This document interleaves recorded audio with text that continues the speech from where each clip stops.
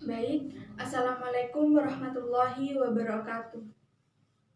Perkenalkan, nama saya Fauzia Vina Yulianti dari Prodi Pendidikan Sejarah. Sebelum pembelajaran dimulai, marilah kita berdoa menurut agama dan keyakinan masing-masing. Berdoa, mulai. Berdoa telah selesai. Jadi, video pembelajaran kali ini akan membahas mengenai revolusi besar dunia. Salah satunya yaitu Revolusi Amerika. Revolusi Amerika ini terjadi pada tahun 1776. Pengertian dari Revolusi Amerika sendiri yaitu merupakan perubahan secara cepat dalam bidang politik dan pemerintahan Amerika dari yang sebelumnya merupakan negara jajahan Inggris berubah menjadi negara merdeka. Jadi pada awalnya Revolusi Amerika ini merupakan negara jajahan dari Inggris yang kemudian berubah menjadi negara merdeka. Yang kedua yaitu latar belakang dari Revolusi Amerika. Yang pertama yaitu pembentukan daerah-daerah koloni. Daerah-daerah koloni yang ada di Amerika ini terbentuk karena banyaknya para imigran Eropa yang datang ke benua Amerika pasca berita penemuannya oleh Columbus. Kedatangan imigran tidak hanya didasari keinginan untuk melakukan penjelasan saja, akan tetapi ada beberapa alasan lain, diantaranya tidak puas dengan kehidupan politik. Yang membatasi kebebasan aktivitas agama mereka, ataupun karena ingin memperbaiki kehidupan ekonomi mereka akibat persaingan ekonomi yang ketat di benua Eropa. Semakin banyaknya imigran yang datang, maka terbentuklah koloni di Amerika, salah satunya yaitu New York. Latar belakang yang kedua yaitu kesadaran tentang kebebasan. Yang ketiga, Inggris butuh dana setelah perang 7 tahun dengan Prancis yang terjadi pada tahun 1756 sampai 1763. Diterapkannya pajak yang menanamkan rakyat koloni di Amerika seperti UU Gula yang terjadi pada tahun 1764, yaitu pajak pada setiap impor gula oleh kaum koloni. Yang kedua yaitu UU Stempel. UU Stempel ini terjadi pada tahun 1765, yaitu tentang pemberlakuan materai terhadap segala dokumen resmi. Yang selanjutnya yaitu mengenai UU Seperempat yang terjadi pada tahun 1765. UU ini menjelaskan yaitu pemberlakuan untuk setiap koloni menyediakan tempat istirahat bagi prajurit Inggris. Yang selanjutnya yaitu UU Teh yang terjadi pada tahun 1773 tentang pemberlakuan monopoli teh.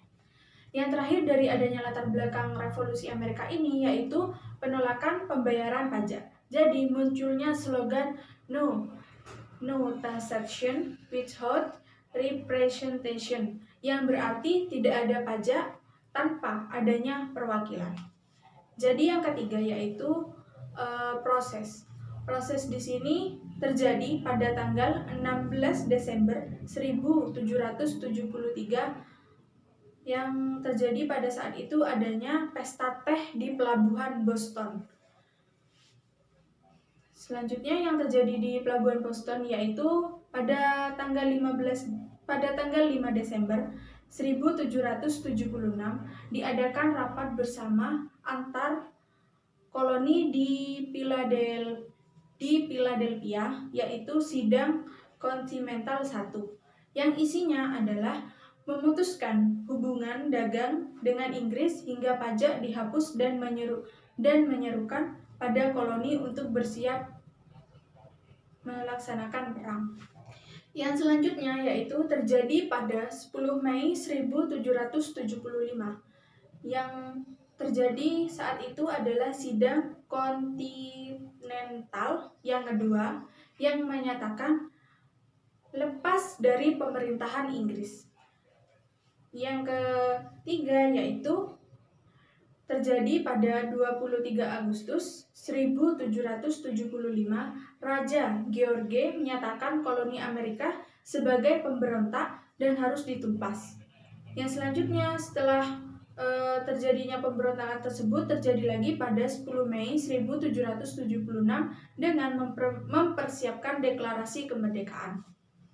Jadi setelah adanya pemberontakan dan harus ditumpas, itu terjadi deklarasi kemerdekaan menuju ke sidang kontinental ketiga yang dilaksanakan pada 4 Juli 1776. Dengan adanya sidang kontinental yang ketiga ditandai dengan dikeluarkannya Declaration of Independence yang disusun oleh Thomas Jefferson, Benjamin Franklin, dan John Adams. Yang selanjutnya yaitu terjadi pada 1777 sampai 1781, yaitu Amerika pada saat itu berada di bawah pasukan George Washington bertempur melawan Inggris. Jadi, Amerika mendapat bantuan pasukan dari Prancis di bawah pimpinan Lafayette. Yang selanjutnya terjadi pada 3 September 1783, perjanjian antara Paris harus berhasil diadakan yang berisi pengakuan dari Inggris bahwa Amerika sebagai negara yang benar-benar merdeka. Jadi setelah adanya sidang kontinental dari 1, 2, dan 3, yang selanjutnya yaitu Amerika mendapat bantuan dari pasukan Perancis yang di bawah pimpinan Lafayette. Selanjutnya pada tanggal 3 September tadi itu perjanjian Paris itu berhasil diadakan yang berisi adanya pengakuan dari Inggris bahwa Amerika sebagai negara yang benar-benar merdeka. Jadi yang pada awal mulanya itu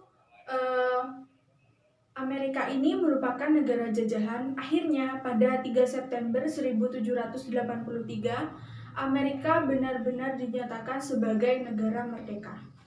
Nah, dari adanya revolusi ini adapun dampak dari revolusi ini yaitu dampak politik, ekonomi, dan sosial. Yang pertama yaitu dampak politik.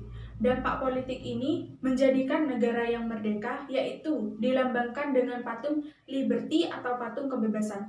Jadi dampak politik di sini menjelaskan bahwa Amerika ini benar-benar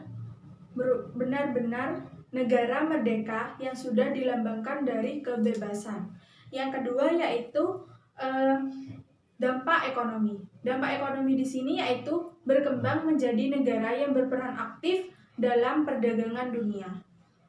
Yang selanjutnya yaitu dampak sosial. Dampak sosial ini yaitu individu punya kebebasan tentang adanya HAM.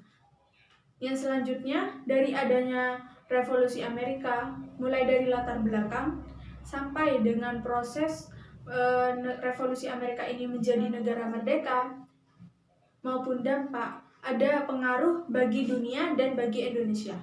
Pengaruh bagi dunia ini yaitu menginspirasi negara-negara lain untuk melakukan sebuah revolusi seperti yang terjadi di Prancis. Dampak bagi Indonesia sendiri yaitu mempengaruhi perjuangan organisasi pergerakan kebebasan dan pembukaan Undang-Undang Dasar 1945 terilhami oleh Declaration of Independence. Jadi, penjelasan kali ini yaitu mengenai revolusi Amerika sudah selesai. Apabila ada salah kata, kurang lebihnya mohon maaf. Wassalamualaikum warahmatullahi wabarakatuh.